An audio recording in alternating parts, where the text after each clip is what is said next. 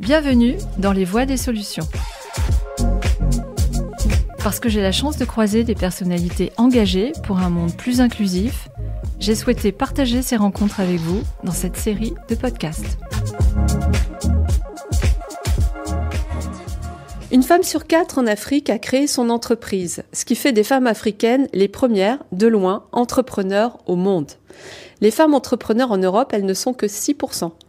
Si nous allons parler des femmes entrepreneurs avec mon invité, ce n'est pas parce qu'elles sont des femmes, mais parce qu'elles sont avant tout un immense levier pour l'économie mondiale, et notamment pour les pays émergents. Et pour parler de cela, j'ai le grand plaisir d'accueillir une femme engagée, experte dans le domaine de l'inclusion. Bonjour Laura Foski. Bonjour Véronique. Laura, je vais te présenter un petit peu. Tu as commencé dans la banque coopérative, c'est ce qui nous relie aussi. Et c'est au cours de ces années que tu t'es interrogée sur le potentiel de la finance au service d'une société plus inclusive. Tu décides alors de reprendre des études afin de te former au développement de produits de finance verte. Et depuis 10 ans maintenant, tu œuvres au sein d'ADA, littéralement Aide au développement autonome, une ONG luxembourgeoise qui s'est construite autour de l'inclusion financière. ADA, ce sont plus de 186 000 bénéficiaires en 2023 dans 10 pays à travers le monde. Tu me corrigeras si ce n'est pas tout à fait exact. Et parmi eux, 60% de femmes. Alors, dans ce nouvel épisode des Voix des solutions, je te propose, Laura, d'explorer ensemble les solutions pour aller plus loin encore pour l'inclusion financière des femmes par l'entrepreneuriat. Alors d'abord, dis-moi pourquoi l'autonomie des femmes dans l'entrepreneuriat est si importante. Merci beaucoup. Merci déjà de me donner la possibilité de partager avec toi, avec les auditeurs, l'expérience qui nous relie et l'expérience que je peux vivre sur les terrains, que je peux vivre dans les années précédentes et que je vis à travers mes collègues et à travers mes partenaires sur les terrains.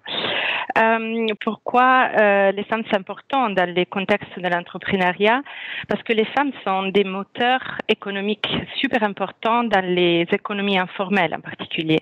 Les femmes sont celles qui gèrent le ménage familial, sont celles qui gèrent les budgets familiales, qui sont en connaissance des besoins en alimentation et en santé, en frais de scolarité de leur famille, et donc sont celles qui sont au cœur du développement économique et social dans leur pays.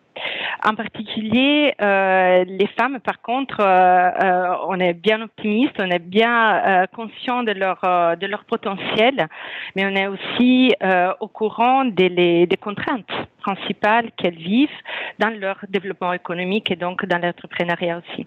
Donc aujourd'hui, avec vous, j'ai partagé plein d'initiatives intéressantes et des modalités d'appui de la part des ADA pour soutenir leur développement au mieux. Alors, on va en parler parce qu'on fait beaucoup de choses ensemble. Je ne l'ai pas dit, mais nous sommes partenaires depuis au moins 10 ans également avec la Grameen Crédit Agricole Fondation et ADA. Et j'aimerais bien qu'on revienne sur ce chiffre de tout début quand on disait qu'il y avait près d'une femme sur 4 en Afrique entrepreneur contre 6% en Europe. Est-ce que tu peux nous parler de cet entrepreneuriat? J'ai souvent constaté que c'était un entrepreneuriat plutôt de survie, faiblement financé, difficile dans la durée. Est-ce que tu peux nous dire finalement pourquoi d'après toi il y a autant d'entrepreneurs femmes en Afrique notamment, et qu'est-ce qu'on peut faire pour que ce soit beaucoup plus important et beaucoup moins un entrepreneuriat de survie comme on dit? Tout à fait. Ça, on les rencontre beaucoup quand on développe les sujets de la finance inclusive et de la microfinance. Les clientes des institutions de microfinance depuis plus de 30 ans déjà sont notamment des femmes. Pourquoi? Parce que ce sont des femmes qui apportent dans les foyers les ressources économiques. Ce sont les femmes qui sont au centre. Les hommes souvent partent ou ne sont pas nécessairement disponibles. Et ce sont les femmes donc qui assurent la durée dans leur foyer. Mais la majorité, comme tu le disais tout à l'heure, sont des femmes qui sont des micro-entrepreneurs, sont des femmes qui ont des activités génératrices de revenus et donc qui ont des activités économiques de survie. Ça, c'est le minimum indispensable et sont des acteurs clé, surtout dans les pays émergents et dans les pays du Sud.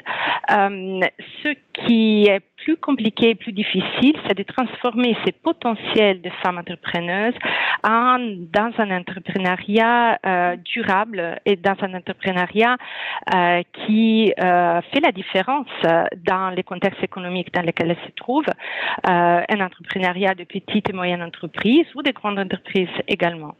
Nous, on voit beaucoup cette différence. On voit les clientes des institutions de microfinance, économie de subsistance, disons, et seulement une petite partie a la possibilité de décoller et de créer son entreprise de petite et moyenne taille. Et pour ce faire, il y a besoin vraiment d'un accompagnement ciblé.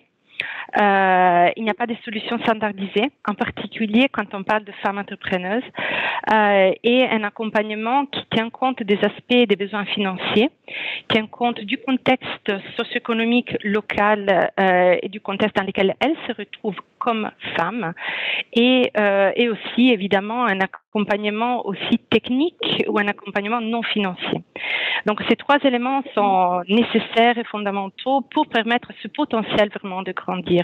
Est-ce que tu as quelques exemples à nous donner de ce qui a marché autour de toi dans tes différentes interventions dans différents pays? On en a plein, donc j'ai dû sélectionner en me préparant. Lequel dont tu es le plus fier? Lequel dont tu es le plus voilà, fier je voulais. Alors, ce que je voulais partager avec vous, c'est des exemples assez différents l'un de l'autre, mais qui donnent un peu un cadre des types d'interventions qu'on offre chez Adam. Peut-être je pars de celui qui est le plus généralisé et quand on parle d'entrepreneuriat, peut-être le moins évident, et c'est celui de l'éducation financière.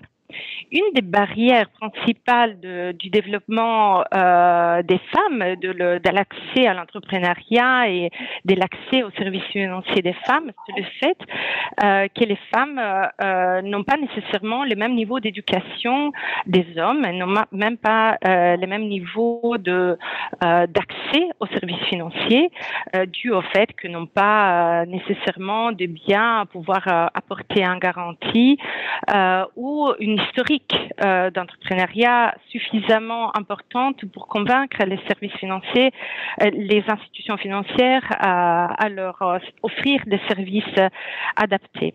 Mais il y a aussi un autre aspect. Les femmes sont beaucoup plus, réticentes et prudentes dans leur accès aux services financiers.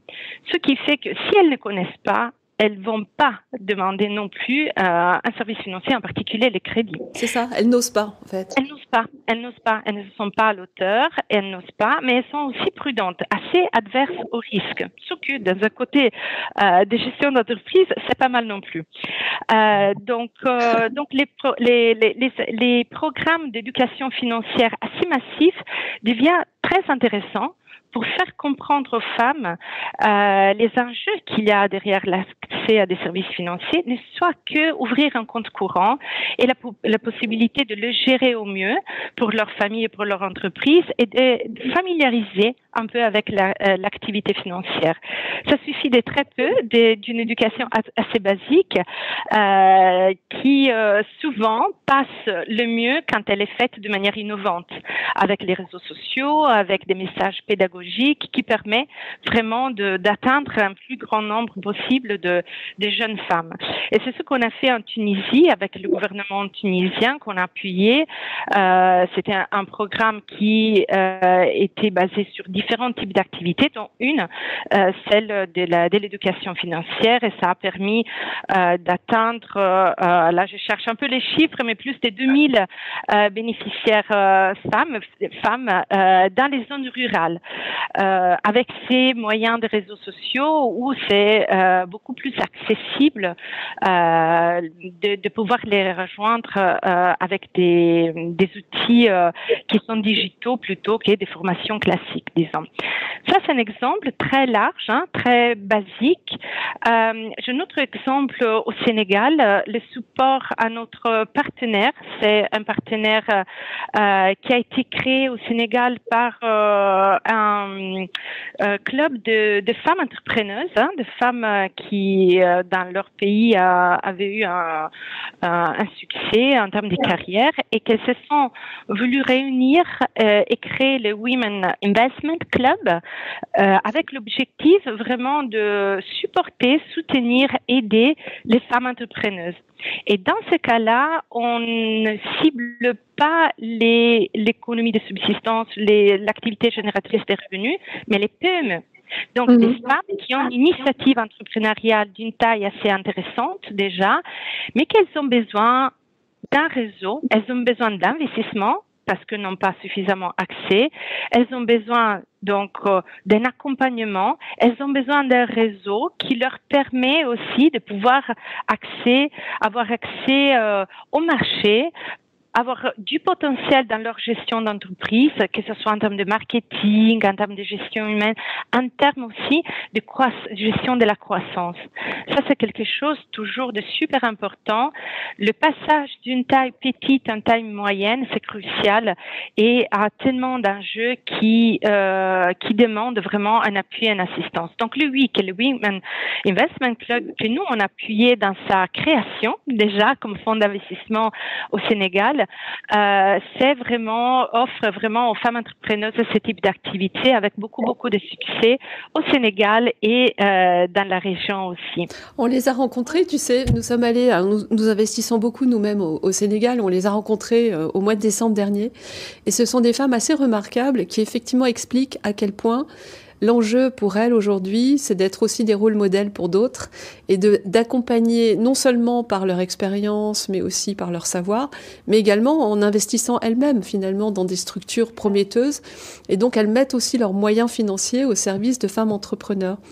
Et tu sais également qu'au Sénégal, on s'est lancé, parce que c'est une aventure qu'on espère aussi commune avec vous, Ada. On s'est lancé dans la mise en place du programme du professeur Younous qu'il a lancé au Bangladesh pour les filles des mères qui avaient elles-mêmes bénéficié de la microfinance. Donc c'est exactement ce que tu dis, c'est-à-dire les mères étaient rentrées dans un processus de microfinance, de microcrédit, et les filles maintenant, filles d'entrepreneurs, en fait avaient envie elles-mêmes de grandir et de monter leur propre boîte, mais un peu plus grande encore que celle de leur maman. Et c'est pour ça qu'il avait fondé le programme Nobin qu'on est en train de développer à Dakar, et qui est un programme donc en fait qui vise à donner du capital de départ à ces femmes pour leurs projets, de les accompagner en termes de formation. Donc c'est ce que tu dis très bien, il faut accompagner les femmes avant, pendant et après. Et ce capital, en fait, elles le remboursent au fil de l'eau et il devient lui-même leur propre capital. Donc en fait, elles redeviennent propriétaires de leur idée au fil des remboursements de ce capital. Donc c'est une formule qui marche extrêmement bien au Bangladesh. Et donc je me permets cette incise dans ton propos pour te dire que le WIC est aussi à la manœuvre là-dessus et accompagne également avec la Fondation L'Oréal ces femmes qui veulent entreprendre à Dakar en l'occurrence. Et c'est fondamental, les synergies qu'on peut avoir entre acteurs différents pour construire ensemble, co-construire avec les partenaires locaux des solutions qui soient les plus pertinentes possibles. Donc voilà, je salue très favorablement cette collaboration, que c'est une des plus qui s'ajoute à la collaboration avec la Fondation, évidemment. Je voulais juste ajouter, si tu me permets, le troisième exemple, que c'est un exemple qui toujours me tient à cœur. J'adore ce type d'exemple-là. Chez ADA, on a un programme qui s'appelle YES. C'est une initiative originellement structurée pour les jeunes entrepreneurs et entrepreneuses et qui vise à faciliter l'accès au financement de petites et moyennes entreprises menées par les jeunes, dont des jeunes femmes. Et il y a des activités qui sont les plus différentes. Mais la modalité d'intervention, je trouve, reflète un peu cette possibilité de collaboration entre acteurs locaux et internationaux. Donc, le type de projet prévoit qu'il y ait une collaboration entre un accélérateur local ou un incubateur, donc qui a déjà identifié des entreprises prometteuses, et une institution financière, que ce soit une banque, que ce soit un fonds d'investissement, qui permet aussi de mieux connaître et d'apporter les services financiers adaptés. Nous, on joue vraiment un rôle de facilitateur. Nous, on est vraiment là pour ça, pour faciliter, mettre à disposition aussi des garanties éventuellement, et pouvoir donc faciliter l'accès au financement de la part de ce type d'entreprise. Et donc cette entreprise, c'est une entreprise créée par des femmes et qui emploie des femmes et qui s'occupe de la production des serviettes hygiéniques réutilisables, de masques utilisables, de coussinets pour l'allaitement, des couches des bébés, tout réutilisable fait avec du coton biologique. Donc, c'est pas seulement de l'entrepreneuriat féminin, c'est la solution d'un problème écologique très important et la solution d'un problème social tenant compte du fait que le 20% des filles ne vont pas à l'école pendant la période de leur menstruation et les femmes ne seront pas au travail pour ça. Donc, ça me semble vraiment là le compléter avec une activité. Oui, ça répond à beaucoup d'objectifs. À plein de problèmes et j'aime bien parler des opportunités, du potentiel de ces femmes. Et aujourd'hui, c'est une entreprise qui a 60 employés et plus de 350 000 euros de chiffre d'affaires. Donc, on parle déjà d'entreprises qui sortent de cette cette niche dans laquelle les femmes continuent souvent à rester, donc celle de micro-entreprises ou des entreprises génératrices de revenus. Merci Laura. J'aimerais bien que tu nous fasses un petit mot de la fin. Tu as choisi de nous parler des hommes. Oui, j'ai choisi de parler des hommes parce que je pourrais parler des femmes pour des heures et des heures encore. Mais comme mot de clôture, je pense que c'est vraiment très, très important d'intégrer les hommes dans toutes les interventions, même celles qui ont comme cible exclusivement les femmes. Et ça, c'est parce que même à travers de la sensibilisation, de l'information, les prévenir, les tenir au courant de ce qui se passe à travers ce type de programme. Parce que le fait d'être mis à l'écart ou d'être mis de côté peut générer des frustrations qui arrivent jusqu'à des violences familiales. Et c'est ce que vraiment on veut éviter à tout moment. Je pense que l'intégration des hommes à niveau d'information, à niveau de sensibilisation est fondamentale pour permettre vraiment un changement. Parce que quand on parle d'entrepreneuriat féminin, quand on parle dans le développement et empowerment féminin, on parle de changement au final. C'est ce qu'on souhaite, un changement, mais qui n'est pas seulement ponctuel et individuel, c'est un changement sociétal. Et donc seulement avec l'intégration d'une manière ou d'une autre des hommes, on peut arriver à faire changer la société en général. Merci Laura, vive la mixité. À bientôt. Merci beaucoup. Merci pour votre écoute. Retrouvez Les Voix des Solutions sur toutes les plateformes de streaming. Je vous dis à bientôt. Prenez soin de vous.